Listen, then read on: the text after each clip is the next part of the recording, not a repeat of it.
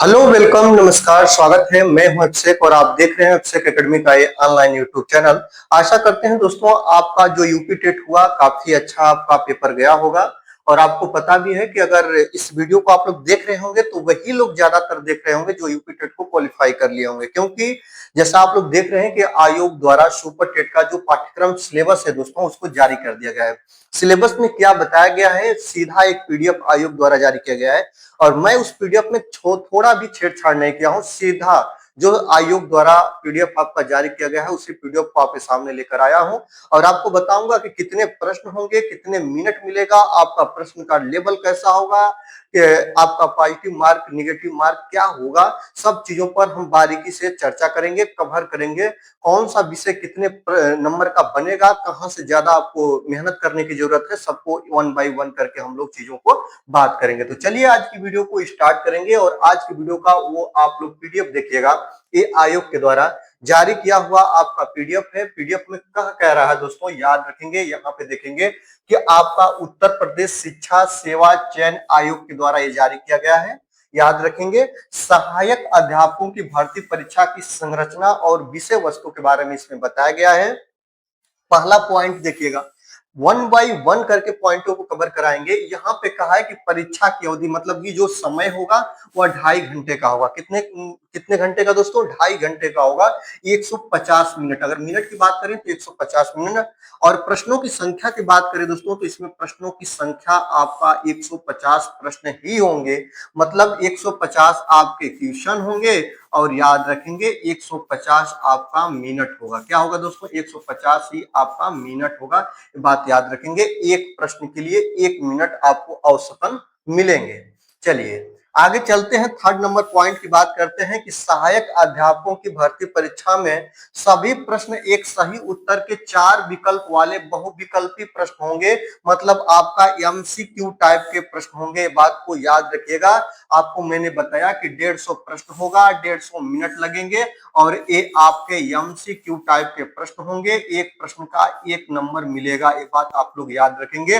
प्रत्येक प्रश्न के लिए 1 अंक होगा, ये बात को ध्यान रखिएगा। यहाँ तक आयोग ने बातें आपको बताई है, बात को याद रखेंगे। और एक बात और मैं बता रहा हूं, इसमें आपका निगेटिव मार्किंग नहीं होगा। याद रखेंगे, इसमें निगेटिव नकारात्मक प्रश्न के लिए आपका प्रश्न आंसर से उत्तर नहीं कटेगा, ये बात याद रखेंगे। नकारात्मक अगर आपने गलत उत्तर दिया है तो उसके लिए कोई भी आपका अंक नहीं कटेगा, मतलब माइनस मार्किंग नहीं है, इस बात को याद रखिएगा। अगर बात करें लेवल की, कहां से प्रश्न आपको पूछे जाएंगे, तो आयोग ने सीधा बता दिया है। यहाँ पे विषय वस्तु का स्तर के बारे में बात करें दोस्तों तो यहाँ पे आयोग ने बता दिया है कि जो आपका भाषा होगा, हिंदी हो गया, संस्कृत व अंग्रेजी, विज्ञान, गणित, पर्यावरण एवं सामाजिक अध्ययन, ये आपके क्लास 12 स्तर से पूछे जाएंगे। याद रखेंगे, इनका स्तर क्लास 12 तक की कक्षाओं से जो विषय होते हैं, एनसीईआरटी की जो बुकें होती हैं वहां से इन चीजों को समेटा जाएगा। और यहाँ पे सेकंड नंबर की बात बताई गई है दोस्तों कि आपका शिक्षण कौशल, बाल मनोविज्ञान और सूचना तकनीकी, जीवन कौशल प्रबंधन, अभिवृद्धि, जो आप लोगों ने डिप्लोमा कोर्स कर रखा है, जो कि जैसा कि आप लोगों को पता है दोस्तों, उसको हम लोग बोलते हैं डीएलएड या बीटीसी, यहाँ के स्तर से पूछे जाएंगे। इस बात को याद रखेंगे। तो आपको करना क्या होगा, अगर हम बिना सिलेबस की बात करें तो आपको कहाँ पे कमांड करनी है, देखिएगा दोस्तों। जैसा आप लोगों ने देखा कि जो जो आप लोगों का आयोग है ना, आयोग आपका पाठ्यक्रम से थोड़ा हट भी जा रहा है। चाहे लो पेपर बनाए चाहे हाई पेपर बनाए, आपको ज्यादा से ज्यादा इस सुपर टेट को कवर करने के लिए आपको एनसीईआरटी पे कमांड करना होगा। जो एनसीईआरटी की बुकें हैं दोस्तों, वो आप लोग इस पर कमांड करिए। 1 से लेकर जो 12 तक की एनसीईआरटी है, बिल्कुल इसको सबसे पहले आप लोग प्रिपरेशन करिए। प्रश्न कहाँ से बनेंगे, तो एनसीईआरटी से बनेंगे, मैं इतना दावा के साथ कर सकता हूँ। चलिए यहाँ पे आपको 1 बाय 1 करके बता रहा हूँ कि देखिएगा, जो आपका 150 प्रश्न का जो आप लोग 150 नंबर का प्रश्न होगा, 150 मिनट आपको मिलेंगे। नकारात्मक नंबर कोई होगा नहीं, एमसीक्यू टाइप के आपके प्रश्न होंगे। यहाँ पे अब हम बात करते हैं विषय पाठ्यक्रम के स्तर, तो आप लोगों ने देख ही लिया। अब यहाँ पे बात करते हैं कि कौन से विषय से कितने अंक आपके बनेंगे या कौन से प्रश्न बनेंगे। आपको बता दें, जैसे भाषा की बात करें दोस्तों, लैंग्वेज की बात करें, आपका हिंदी, संस्कृत और अंग्रेजी आ जाता है। यहाँ से व्याकरण एवं अपठित आपके गद्यांश और पद्यांश से प्रश्न बनेंगे। सबसे ज्यादा प्रश्न 40 नंबर यहीं से बनेंगे दोस्तों। सबसे ज्यादा आपको इसी पर फोकस करना है। आगे देखते हैं, विज्ञान की बात कर लेते हैं दोस्तों। तो विज्ञान का पाठ्यक्रम क्या बता रहा है कि आपका दैनिक जीवन में विज्ञान की उपयोगिता, आप लोगों ने एक चैप्टर पढ़ा होगा, आप लोग बिल्कुल कक्षा 9 में आप लोग पढ़ते हैं गति, नीचे क्लास 7 तक भी पढ़ते हैं आप लोग, बल, फोर्स, एनर्जी, आप लोग दूरी, प्रकाश, ध्वनि, जीवों की दुनिया, मानव शरीर का स्वास्थ्य, स्वच्छता एवं पोषण, पर्यावरण एवं प्राकृतिक संसाधन, पदार्थ एवं पदार्थ की अवस्थाएं, स्टेट, जो आप लोग ठोस, द्रव, गैस आप लोग पढ़ते हैं, सॉलिड, लिक्विड, गैस का जो पदार्थ की अवस्थाएं पढ़ते हैं वह आपको विज्ञान से पढ़ना है। विज्ञान से आपका 10 नंबर का प्रश्न बनेगा, ये बात को याद रखेंगे। 20 नंबर आपका मैथ से बनेगा। आप लोग देखते हैं गणित का 20 नंबर प्रश्न बनेगा, जो कि अंक की क्षमता, गणितीय संक्रियाएं, दशमलव, स्थानीय मान, भिन्न, ब्याज, लाभ, यहाँ से बनेंगे। आपको करना क्या होगा, बिल्कुल आपको सिलेबस का स्क्रीनशॉट लेना होगा और बिल्कुल एक पेज पे सिलेबस को रखना होगा और सिलेबस को ध्यान में रख के ही पढ़ना होगा, क्योंकि ज्यादा चीजें पढ़ने से आपका ज्यादा अंक नहीं आएगा। आप लोग सिलेबस के अनुसार पढ़ेंगे। आयोग ने जो सिलेबस बताया है, सिलेबस से ही आपके प्रश्न बनेंगे, आउट ऑफ सिलेबस कोई प्रश्न नहीं बनेगा। इसलिए आप लोग सिलेबस को बिल्कुल अपने माइंड में सेट रखिए कि हमको कौन सा विषय कहाँ से ज्यादा पढ़ना है। यहाँ पे देखिएगा दोस्तों, आपका यहाँ पे बात करते हैं कि पर्यावरण एवं सामाजिक अध्ययन की बात करें तो यहाँ से आपका 10 नंबर बनेगा। और यहाँ पे आप लोग बिल्कुल देख ही सकते हैं, पृथ्वी की संरचना, नदियां, पर्वत, महाद्वीप, महासागर, जीव, प्राकृतिक संपदा, अक्षांश और देशांतर, सौरमंडल, भारतीय भूगोल, भारतीय स्वतंत्रता संग्राम, ये सभी चीज आप लोग, आपदा, ये सब चीजें यहाँ से आप लोग पढ़ेंगे। ठीक है। शिक्षण कौशल की बात करें तो याद रखेंगे, जो सीडीपी के जितने भी पॉइंट होंगे यहाँ से आपके 10 नंबर का बाल विकास से बनेगा। यहाँ पे बाल मनोविज्ञान की बात करें तो यहाँ से भी आपका 10 नंबर का बनेगा। याद रखेंगे, ये जो दोनों आपके जो पॉइंट है ना, ये आपके बाल विकास, आपके सीडीपी पर ही रिलेटिव होंगे। तो याद रखेंगे, समझ लीजिए कि एक दूसरे से ये मिलते जुलते हैं। सीडीपी से भी आपका 20 नंबर ही बनेगा। आगे देखते हैं समान ज्ञान, जो करंट अफेयर्स की बात करें तो करंट अफेयर्स से आपके पूरे 30 नंबर बनेंगे।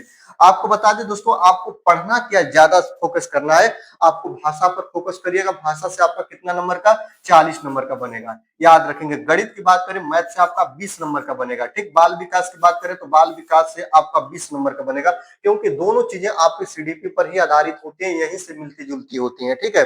चलिए अब आगे, अब हम यहाँ पे भी बात करें, करंट अफेयर्स आपका 30 नंबर का बनेगा।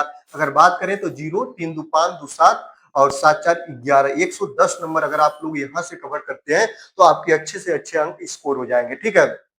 चलिए आगे देखते हैं, यहाँ पे रीजनिंग की बात करें तो रीजनिंग से आपका बिल्कुल 5 नंबर का प्रश्न बनेगा। आप लोग देख रहे हैं रीजनिंग के जितने भी आपके सिलेबस हैं, सिलेबस चैप्टर को आप लोग देख लीजिएगा।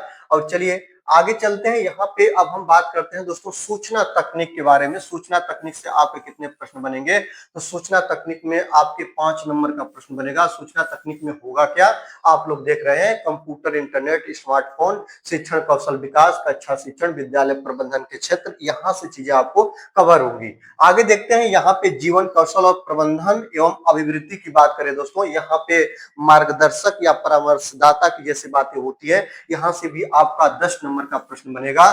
तो इस प्रकार आपके पूरे 150 प्रश्न बनेंगे। 150 प्रश्न आप लोगों को हल करने के लिए 150 मिनट मिलेगा।